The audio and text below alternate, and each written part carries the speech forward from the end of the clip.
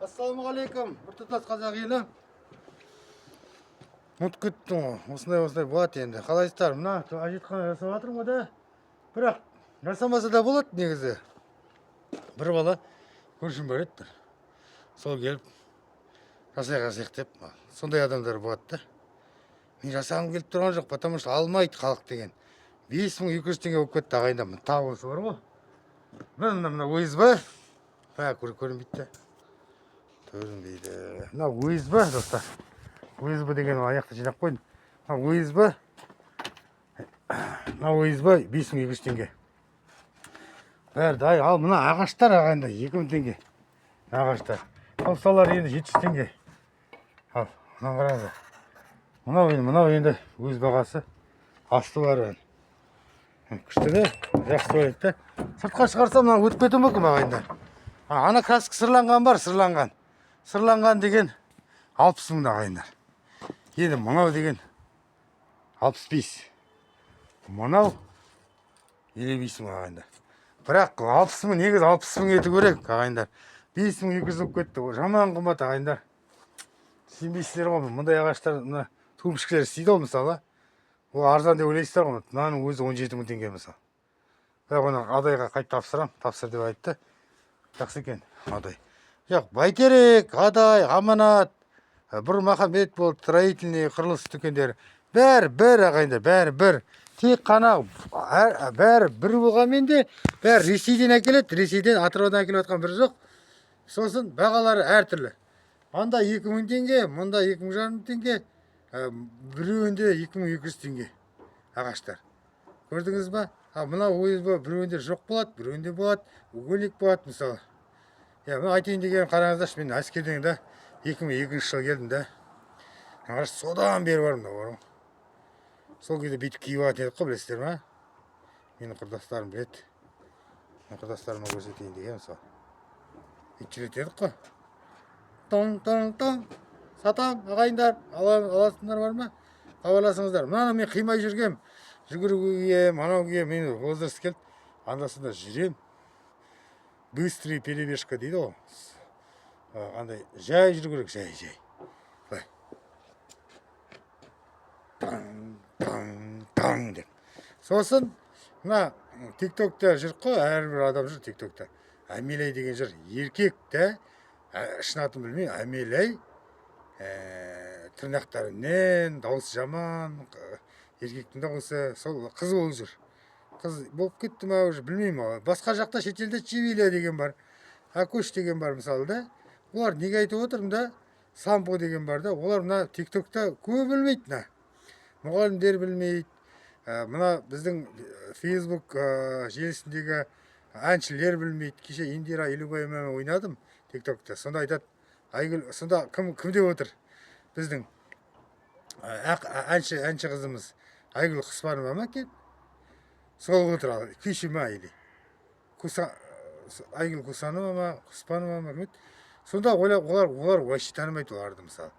Айтайын дегенім, енді олар айтады, миллион, 3 миллионға үйтіп атық дейді да.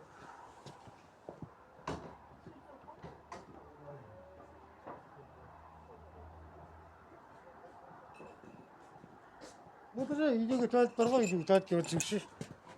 Үйдегі туалетке отырыңызшы. Мен шай ішіп жатырмын да. Қараңыздар, үйде мен анам 80-де, үйде отырмайды. Ал сіздер туалет жасап алып ғой мысалы.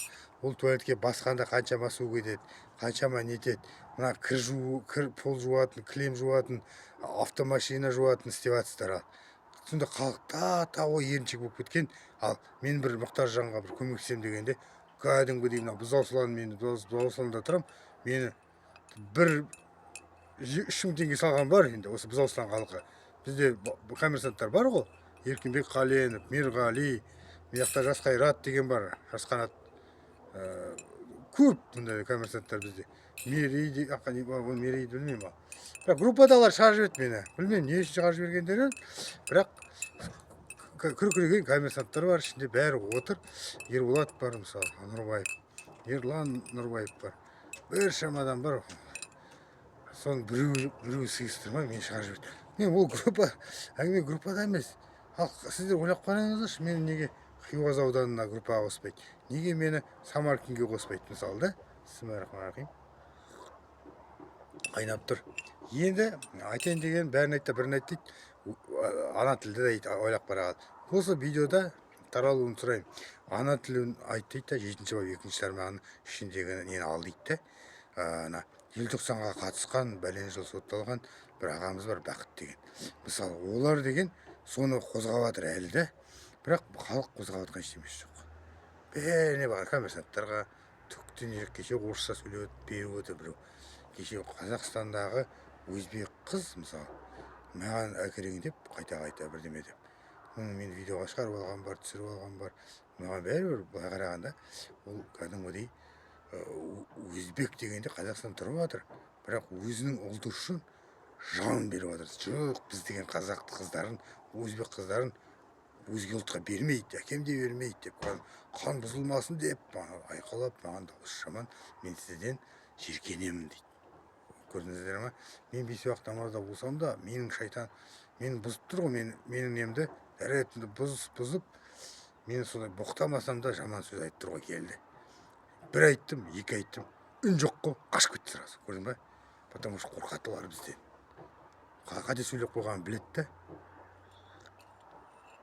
Келсін, жұмысты жасасын, бірақ мына қазақ қыздары көттерін қысындаршы. Не керек саған бұл өзбек деген? Не керек саған қарақалпақ? Не керек саған қырғыз? Не керек саған орыс? Ұлты. Қазақстанда тұрып жатсың ба? Қазақ шық, қазақ атымға шық. Былай қарағанда. Сүйіп қосылдым, бүйтіп қосылдым. Сосын, так, мынау айтқан себебім әлі киіп жүрмін да. Кеше бір кроссовка қалдым ғой мен, 2 жыл болған жоқ. 1 жыл болған жоқ, тесіліп қалды. Ойлап қараш, міне бір очки мені. Қаншадан беріп жатыр, мынау деген жезден берген Оралдағы. Мына очкиді қараңдар, мынау сен кезден келатыр. Қарашы, сен кезден, мынаны қараңдар, достар, сендер вообще түсінбейсіңдер бар ма? Айтқан, мынаны қараңдар, мен кезінде мына аяқ киімді қара. Мына қара. Мынау Псай деген сервис, Писай деген сервис, Писай. Бұлар менді еңбекпен қамту, еңбек инспекциясы айтып, мен бұларды жеңе алмадым. Пысай сервисі.